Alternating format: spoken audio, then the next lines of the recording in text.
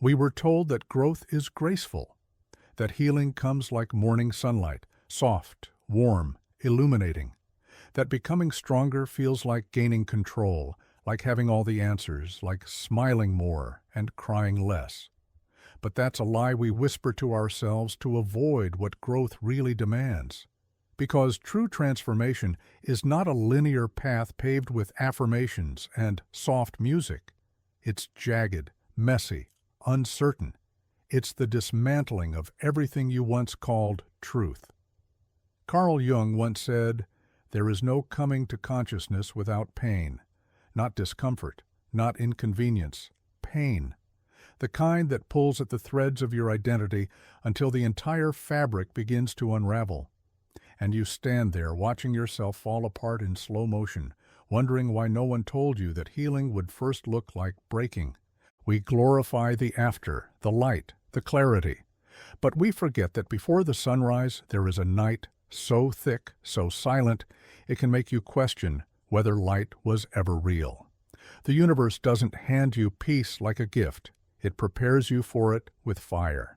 Not to punish you, but to purify you. You think you're losing your way, but you're actually shedding illusions. You think it's chaos, but it's construction. This isn't a detour. This is the path. Growth doesn't always feel like alignment. Sometimes it feels like being ripped away from everything familiar, like being asked to stand naked in front of yourself and see all that you've ignored, denied, and abandoned. The ego calls it a crisis. The soul calls it a beginning. That pain you're feeling, it's the door. And the only way out is in. So if you've ever wondered why it hurts so much to grow, it's because something in you is dying, and something far more real is being born in its place. Growth isn't always gentle, but it is always sacred. It happens quietly at first. A crack, a hesitation, a feeling that something you've built your life on, maybe love, maybe career, maybe your own reflection, suddenly doesn't hold the same weight it once did. You try to keep going, pretending nothing's changed, clinging to the routine like it can save you. But deep down, you know, something has broken. And no amount of pretending will fix it. This isn't a bad day. This is the unraveling, the kind you can't dress up with positive thinking, the kind that strips you raw until even your own name feels foreign. People will call it a crisis. But Carl Jung had another word for it: awakening. Until you make the unconscious conscious, it will direct your life, and you will call it fate. This isn't fate playing tricks on you. It's life tearing apart the parts of you that were built on someone else's expectations. It's the universe holding up a mirror, not to show you your flaws, but to show you your false selves. The ones you crafted to be accepted, to be loved, to be safe. And when those masks begin to fall, you panic. Because if you're not who you thought you were, then who are you? This is the first shock, not the loss itself, but the realization that what you thought was solid was never real to begin with. That love you fought so hard to keep, maybe it was control. That job you built your life around, maybe it was avoidance. That identity you wore so proudly, maybe it was just armor. The pain isn't punishment, it's initiation. A brutal invitation to meet yourself beneath the roles, the scripts, the noise. You don't have to like it, you just have to face it. Because this is where the journey begins, in the rubble, in the silence after the storm, in the place where everything comfortable has collapsed, and all that remains is you, shaken, unsure, but finally awake. This is not the end, it's the threshold. And though it may feel like death, it's actually the beginning of your rebirth. The first time you meet your shadow, you won't recognize it. It won't come with a name or a warning. It will come as jealousy, as rage, as shame, so old it tastes like childhood. It will wear the faces of people you can't forgive, situations that trigger you, truths you've buried under smiles and silence. Carl Jung called it the shadow, the parts of ourselves we exile because we were taught they were unworthy, unlovable, unacceptable. But what we ignore doesn't disappear, it waits. And when the pain becomes too loud, it emerges, not to destroy us, but to be seen. Pain is the price of seeing clearly. Because when the mask falls and the roles dissolve, what you're left with is everything you've hidden, your anger, your insecurities, your deepest fears. The descent into the shadow isn't a gentle process. It's disorienting. It's terrifying. It feels like betrayal, because you start to realize that the person you've been isn't the whole story, that there's more to you, and some of it scares you. You cry and you don't know why. You lash out and feel guilt seconds later. You withdraw, not because you don't care, but because you're overwhelmed by everything that's surfacing. This is the emotional chaos of the descent, where logic fails and only raw emotion remains. It's where you stop performing and start unraveling. And in that unraveling, something ancient awakens, something that's been waiting for your permission to exist. The shadow doesn't want to hurt you. It wants to be integrated. It wants to be loved. But you can't love what you won't look at. So you sit with it. You let it scream. You let it weep. And you begin to understand the darkness inside you isn't evil. It's wounded. And it's been calling for you this whole time. This descent is not a detour. It's a return. Because wholeness doesn't come from light alone. It comes from accepting the parts of you that were once too painful to face. We all want peace. The kind that calms the storm, silences the noise, makes us feel safe in our own skin. But we want it too soon. We chase it before we've earned it. Before we've faced the mess, the pain, the hidden corners of our psyche where the truth lies waiting. Real peace is not a mood. It's a result. And it does not arrive before the war inside you has been witnessed. Surface-level peace is a performance. It's a smile that hides a scream. A relationship that looks fine from the outside but leaves you feeling invisible. A job that pays well but starves your soul. This kind of peace is just silence in disguise. And silence isn't always peace. Sometimes it's compliance. Sometimes it's self-abandonment. We want the calm without the confrontation, the joy without the grief. But Jung knew better. He taught that the unconscious will run your life until you're brave enough to face it. And until then, every peace you find will be conditional, fragile, temporary, false. True peace is something else entirely. It's the kind that rises not because everything around you is okay, but because you finally are. It's built from the ashes of everything you had to burn in order to find yourself. It's not the kind that comes from controlling your environment. It comes from understanding yourself. That's why peace doesn't come first. Because if it did, we'd never dig deep enough. We'd settle. We'd stay in the lie. And real transformation doesn't happen where it's comfortable. It happens where it's honest. Where you're willing to look at your pain and ask, what are you trying to teach me? Peace isn't found. It's forged in the silence after rage, in the clarity after heartbreak, in the surrender after resistance. So, if you're not feeling peaceful yet, that's okay. Maybe you're still in the excavation. Maybe you're still pulling truth from the rubble. Let it take time. Because when peace finally comes, it won't need to be maintained. It will live inside you, quietly, powerfully, unshakable. We've been taught to silence pain, to numb it, distract it, run from it. But pain isn't the enemy. It's the alarm. It's the soul's way of saying, something here isn't right. Just as the body aches to alert us to injury, the psyche throbs when we're living out of alignment. Emotional pain isn't weakness, it's intelligence. It's how your inner world tries to wake you up when your outer world no longer reflects your truth. You feel it in the quiet hours when the noise dies down, and all that remains is the ache in your chest, in your gut, in that restless feeling that something's missing, even if everything looks fine on paper. That discomfort isn't random, it's sacred. It's the universe knocking, whispering, screaming when it has to. You weren't meant to live this way. And yet, we treat pain like a defect, like something to be hidden or medicated or dismissed. But what if pain wasn't here to punish you? What if it was here to reroute you, to peel back the layers of who you're not, so you can remember who you are. The relationship that broke your heart, the job that drained your spirit, the silence you sat in for too long. None of it happened by accident. Each one carried a message: this isn't you anymore. Pain doesn't show up without purpose. It comes to dismantle, yes, but only what was false, what was safe but small, what was known but never real. It's the most honest force you'll ever meet. And if you listen closely, beneath the ache is instruction, beneath the sorrow is direction. This is how change begins. Not with clarity, but with discomfort, with tears you don't understand, with a restlessness you can't explain. Don't rush to escape it. Sit with it. Ask it what it wants to show you.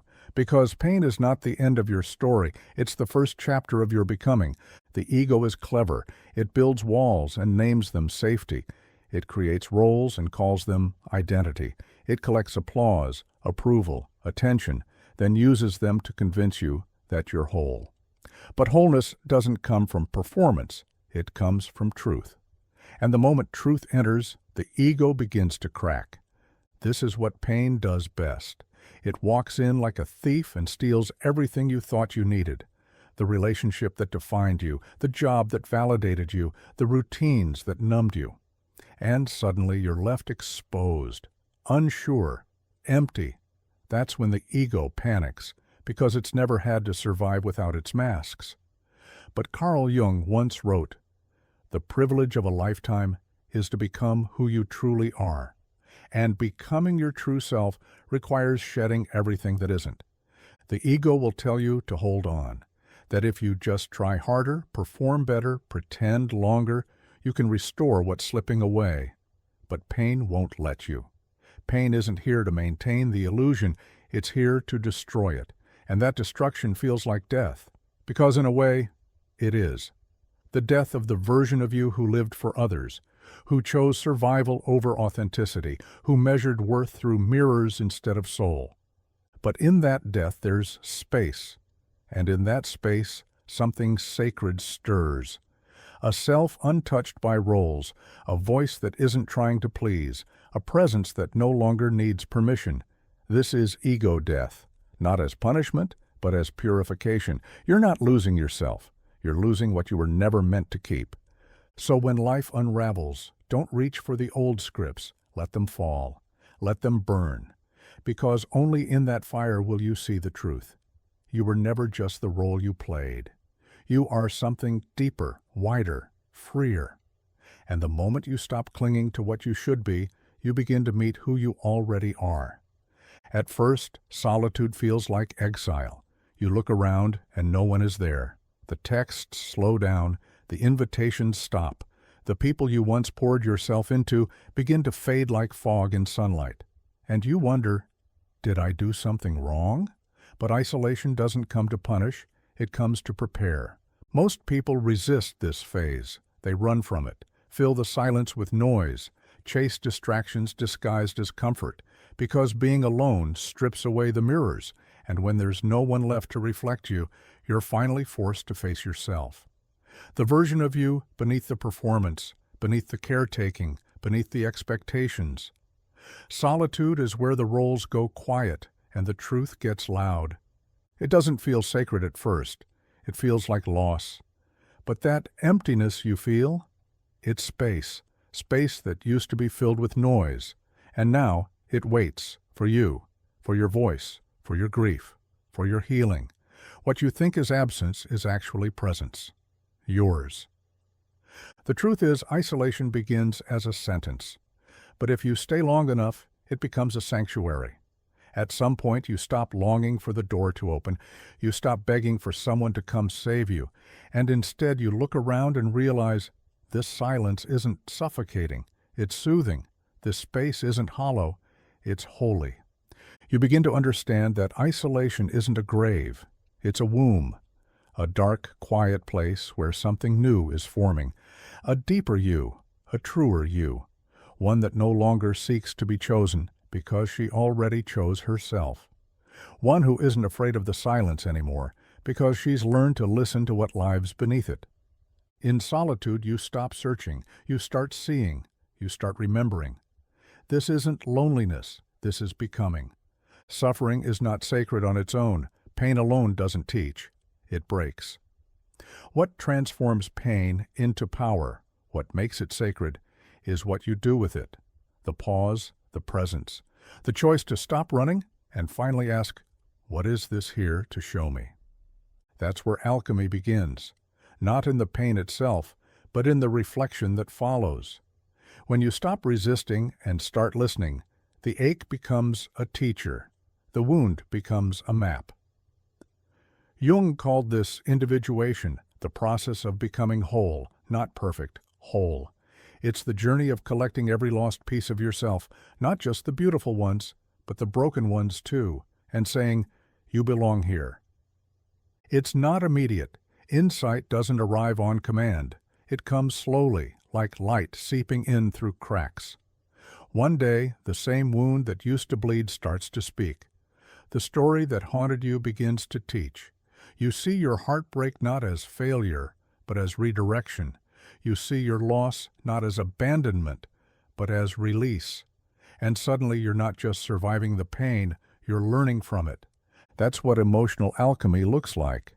You take the grief, the rage, the shame, and instead of burying it, you sit with it.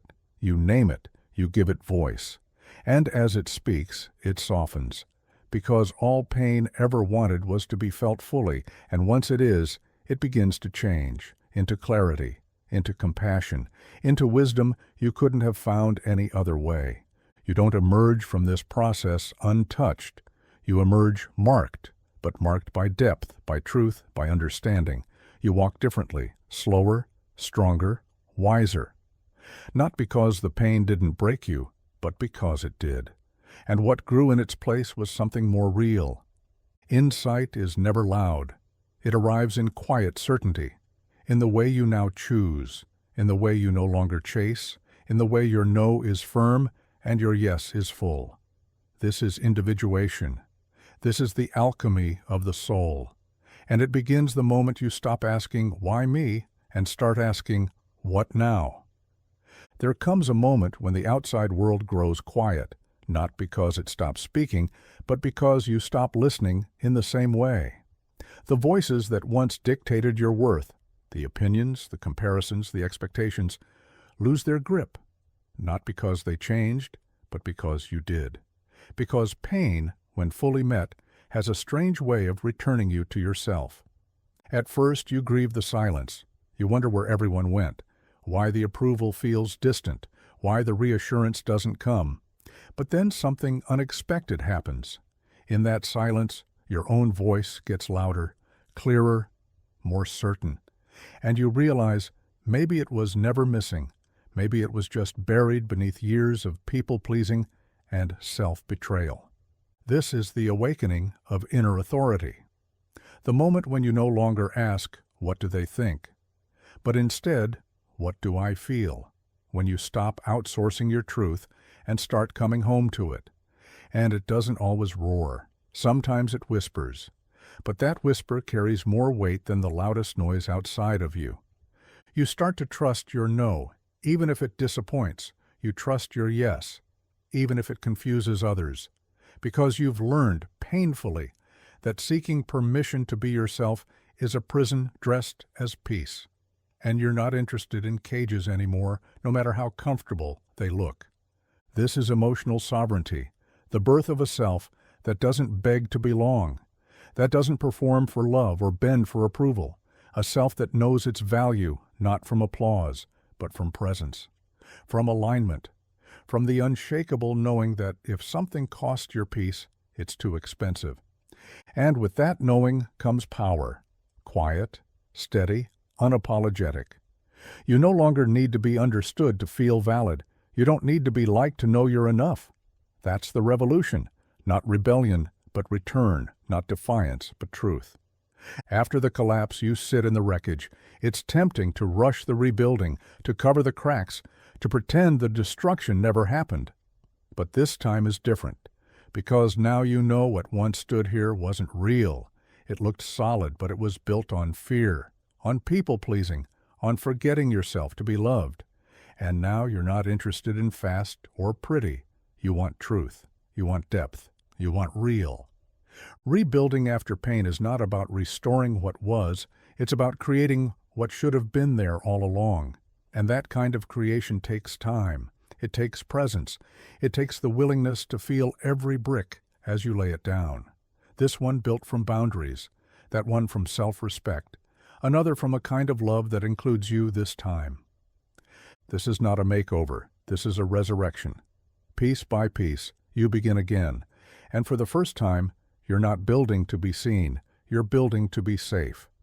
Not just from others, but from the ways you used to abandon yourself. The foundation now is stillness, discernment, integrity. You move slower than before, and some people won't understand that. They'll say, "You've changed." And they'll be right, because now you pause before saying yes. You question what once felt automatic. You no longer trade your energy for approval or your time for connection that leaves you empty. This process is sacred, not because it's perfect, but because it's honest. There will be setbacks. There will be days you question everything, but now your questions are rooted in awareness, not self-doubt. And that changes everything. You've seen yourself broken. You've met yourself in the dark. And now, as you rise, you do so without the need to be whole for anyone but yourself. The life you're building now, it may be quieter, simpler, but it's yours, and every part of it, every corner, echoes with your truth. This is not just recovery, it's revelation. And you're not who you were. You're someone deeper, someone forged, not just found.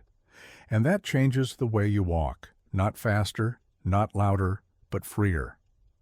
Wholeness was never about fixing yourself. It was never about eliminating flaws, silencing doubts, or stitching yourself into a version of perfection that no longer feels like home. Real wholeness, true wholeness, is about learning to hold the opposites. It's about integrating the parts you were told to hide, the joy and the grief, the strength and the softness, the light and the shadow. Carl Jung said, "One does not become enlightened by imagining figures of light, but by making the darkness conscious." Enlightenment isn't the absence of darkness. It's the courage to turn toward it, to face what you've spent years avoiding, and to say, "Even this belongs." You begin to see that your anger was not a flaw. It was a boundary crying out to be honored. That your sadness wasn't weakness. It was evidence of your depth. That your anxiety wasn't brokenness. It was your intuition screaming from a body that was tired of being ignored.